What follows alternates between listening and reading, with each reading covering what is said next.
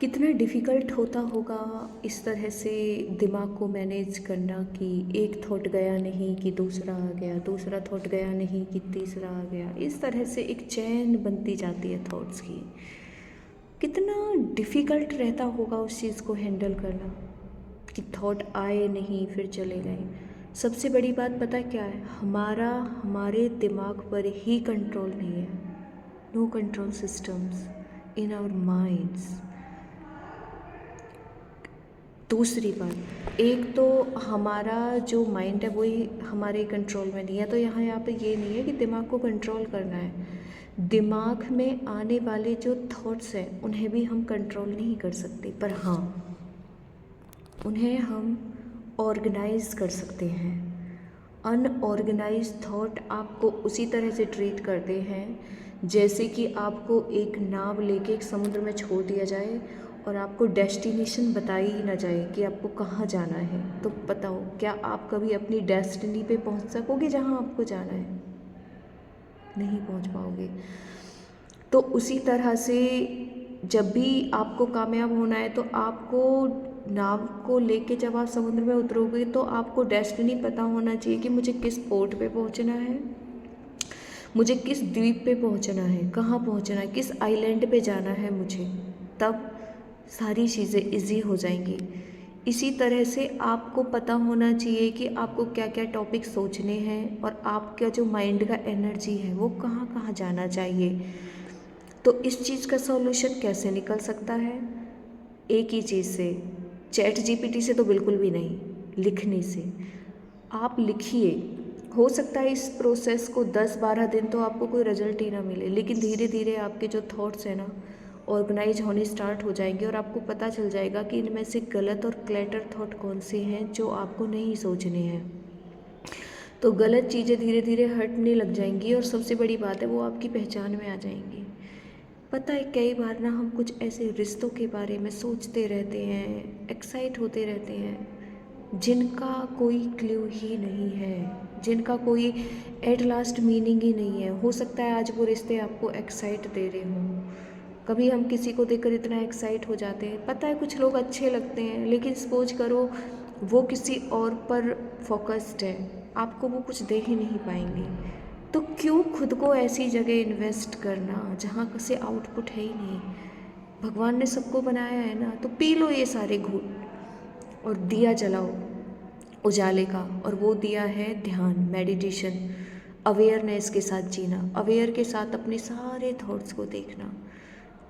गलत चीज़ों से निकलने के लिए ना दोस्तों जल्दबाजी मत करो। जहाँ हो पहले खुद को एक्सेप्ट करो कि ठीक है मैं जो भी हूँ ठीक। अंगुली माल से तो बुरे नहीं होगे। महात्मा बुद्ध ने तो उसे भी पारस बना दिया, तो उससे बुरे तो मुझे नहीं लग रहा आप में से कोई भी है। तो आप जहाँ भी हो, जैसे भी हो, खुद को चेंज करने की कोशिश करो यार, हो जाओगे आप चेंज। डेफिनेटली आप चेंज हो जाओगे। और फिर जब आप अपना पहले वाला वर्जन देखोगे ना और जो ये इम्प्रूवमेंट वाला वर्जन है देखोगे तो हंसोगे खुद पर कि अरे यार मैं ये। पर नफ़रत मत करना। नफ़रत से कोई चीज़ भी ना बदली जाती है ना जीती जाती है। बदलाव हमेशा पॉजिटिव माइंड से ही हो सकता है दोस्तों।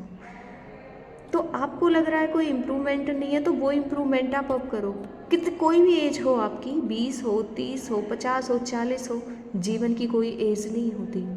आप जब सोचना स्टार्ट कर दें, जब जीना स्टार्ट कर दें, तभी से आपकी एज स्टार्ट हो जाती है। कम से कम अगले जन्म में तो बेस्ट वर्जन बन के आप उभरोगे। तो क्यों ना कुछ थोड़ी सी अच्छी मैथोलॉजी अभी अपने माइंड में हम डाल देते हैं कि ताकि नेक्स्ट जब हम बर्थ लें तो कुछ अच्छा। और सबसे बड़ी बात है, स्वर्ग यही है जहाँ हम जी रहे हैं, इससे बड़ा कोई स्वर्ग नहीं। सब कुछ है हमारे पास यहाँ। तो थिंक पॉजिटिव, अपने थॉट्स को अवेयर होकर देखें। सबसे बेस्ट टाइम पता कब है? चाहे आप गृहिणी भी हैं, आप कितनी भी बिजी हैं, आप ऑफिस में हो, कभी भी टाइम मिले तो 1-2 मिनट ना सोचो कि मेरे दिमाग में चल क्या रहा है। पता है ये जो थॉट्स है ना कभी कभी ना हमारे बिना कंट्रोल के भी चलते रहते हैं। जब हम इन्हें देखना स्टार्ट करते हैं ना तो ये बंद हो जाते हैं, क्योंकि इन्हें भी पता है कि ये गलत तरीके से स्प्रेड हो रहे हैं।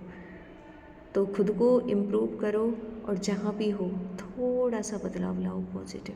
अगर आप बहुत अच्छा जी रहे हो तो बहुत ही अच्छी बात है, और अगर ऐसा लग रहा है कि मुझे थोड़ा सा और इम्प्रूव होना है तो रील्स देखने से बेटर है कि आप 2-3 अच्छे लोगों को फॉलो करो। और लाइफ में तो देखो सरप्राइज़ है, छोटी छोटी चीज़ों को एंजॉय करना शुरू करो। बारिश हो रही है तो एक कप चाय का जो सुकून देता है ना यार ज़िंदगी में, वो सुकून आपको 5 स्टार होटल में नहीं मिलेगा। जबकि मीडियम वाले तो बेचारे जब 5 स्टार होटल में जाते हैं ना तो हम तो यही सोच कर रह जाते हैं कि खुद एक इनसिक्योरिटी होती है अंदर। तो जहाँ हो जैसे हो मस्त हो। अंबानी ना बन सके तो माझी बन जाते हैं, माझी ना बन सके तो एक सर हैं ओझा सर, मैं उनको बड़ा सुनती हूँ, बड़े अच्छे हैं यार, बड़े अच्छे। हमारे इंडिया में अच्छे लोगों की कमी नहीं है, फ्री एडवाइस है। सोशल मीडिया कोई भी यूज़ करते हो तो अच्छी चीज़ें में भी फॉलो करो। ऑल द बेस्ट, भगवान आपको खुश रखे, आपकी सारी पॉजिटिव डिज़ायर कंप्लीट करे और आप हमेशा अच्छा खुश फील करें। All the best.